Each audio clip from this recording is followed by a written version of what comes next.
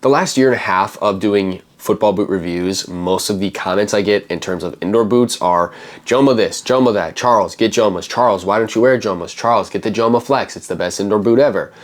So I caved. I finally got a pair of Jomas. For being my first pair of Jomas, I'm very pleasantly surprised with how these turned out. While it is not a popular brand in the United States itself, the rest of the world wears these a lot, and in the few competitive futsal leagues I play in Michigan, there's a lot of ex-professionals from South America.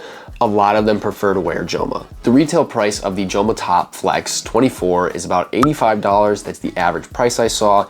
You can find them on eBay for even cheaper, and a lot of soccer websites have a lot of the like 22, 23 models on discount. So if you don't want to pay $85, you can find what is pretty much the same boot for a discounted price. I ended up purchasing these from Unisport just because I knew it was the current model and it was the coolest colorway that I wanted to get.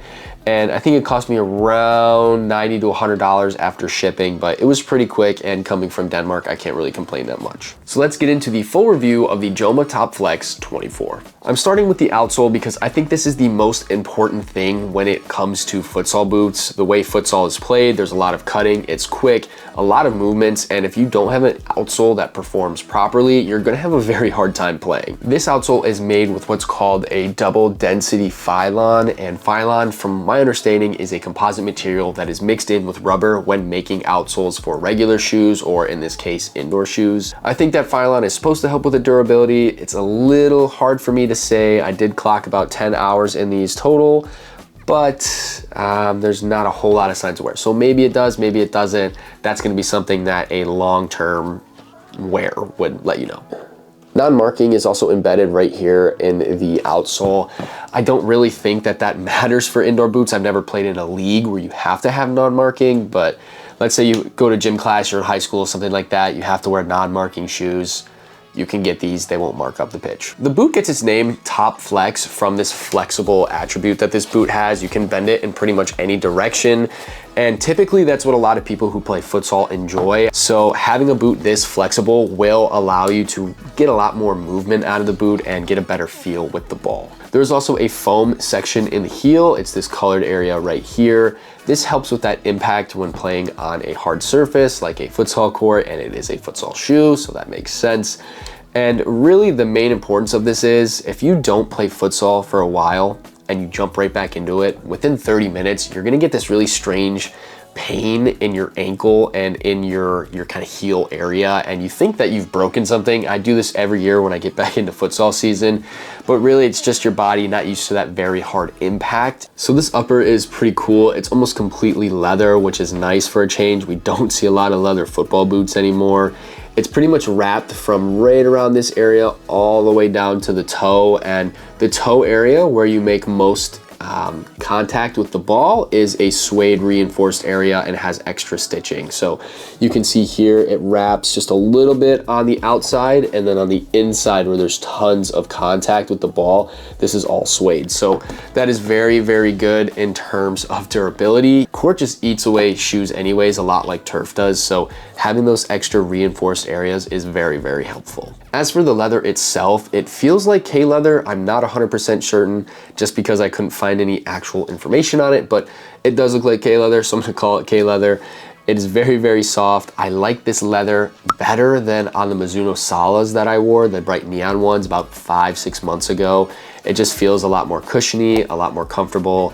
And I think overall more of this boot is leather than that boot was. So the tongue here is made up of like a padded nylon. I believe there's a little bit of cushioning stitched in between 2 layers of nylon.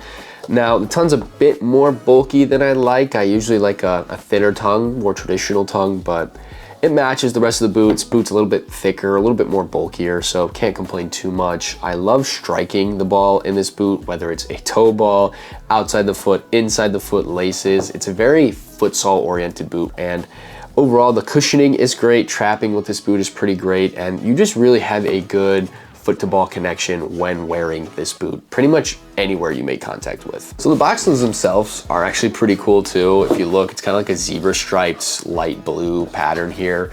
And if you look at the size tag here, I ended up going with an 8.5 US. I was instructed by a couple of friends who have worn Joma in the past to go down half a size.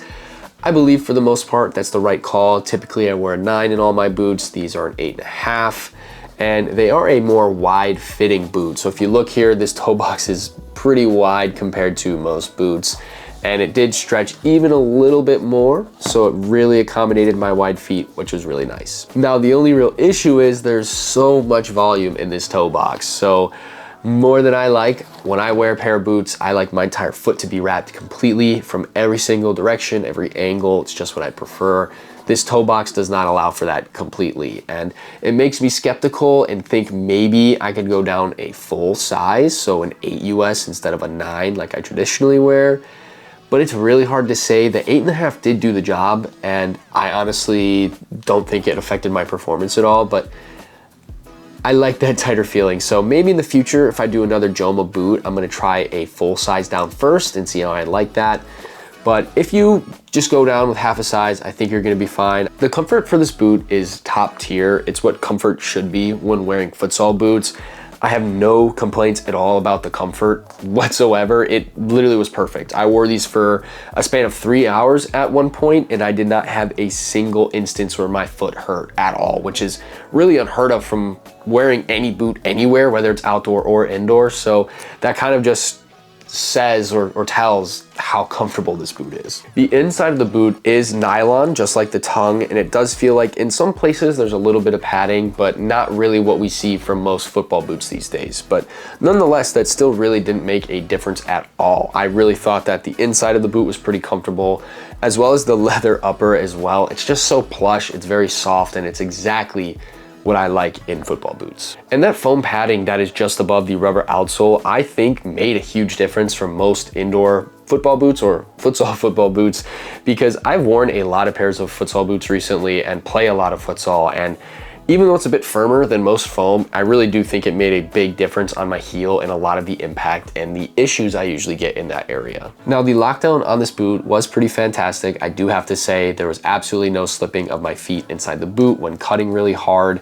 This outsole really is designed for futsal courts. There's so little wear on it. You get so much grip and traction when playing on the courts. It's fantastic. And the only little bit of movement I did get was in this toe box here, but I want to say it was more of the ability to move my toes within the boot rather than the kind of front of my foot slipping in the boot, if that makes any sense. The lacing system is pretty decent, pretty standard. It does have the extra little holes up here for the runner's knot system, if you like to do a runner's knot or a runner's loop or whatever that's called. The laces did feel a little short to me. Now, I always have this issue with boots. I don't know why. It's just happens, and they stretched out. I was able to wear them through that top runner's area, I'm just going to call it runner area for the boot for the lacing system, but they laced up just fine after that. It's probably first session, and then after that first session I was good to go. Wear and tear on this boot is pretty minimal.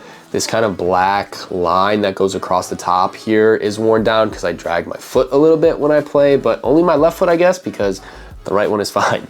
So that's just a cosmetic issue. There's no real wear on the outsole at all. Like I mentioned earlier, I can't see anything, and there's just creasing in the rest of the boot, which is normal for when you wear your football boots. So very, very little wear and tear on this boot. I imagine the only reason you're gonna wanna replace this boot, if this is your only pair of indoor boots, is the outsole is just going to eventually wear away. But this seems like a very high quality, well-built futsal boot. There's so much extra stitching, and usually when you see a lot of stitching, brands have put a lot of effort into them. And for $85 for what this boot is and for how it performed, it is well rated.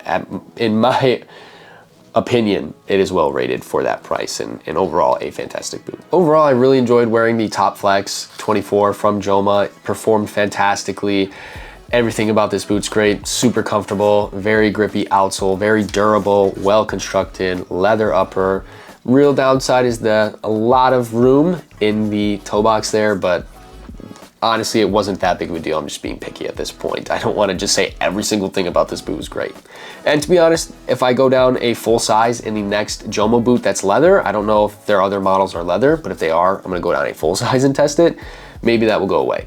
But for the most part, pretty fantastic indoor boot. If you don't have a pair of Jomos yet, for the price, I think you're gonna get a lot out of them. So that's it for today. Hopefully you guys like this review. If you like anything about football boots, facts, knowledge, other reviews, anything like that, check out the rest of the channel. Please subscribe, leave a like, and I will see you guys in the next video.